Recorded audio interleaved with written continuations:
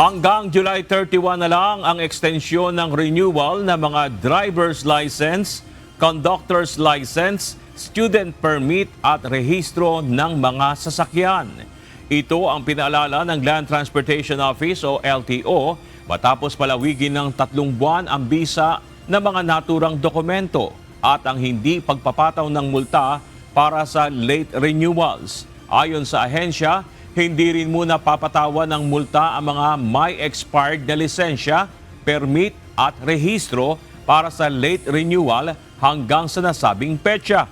Pero pagkatapos ng July 31, ang mga dokumentong hindi pa nagre-renew ay isasailalim na sa umiiral ng mga patakaran at kaukulang parusa ng LTO.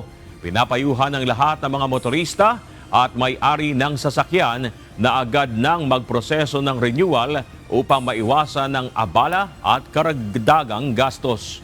Maaari namang makipag-ugnayan ng publiko sa pinakamalapit na tanggapan ng LTO o bisitahin ang mga opisyal na social media page ng ahensya para sa karagdagang impormasyon.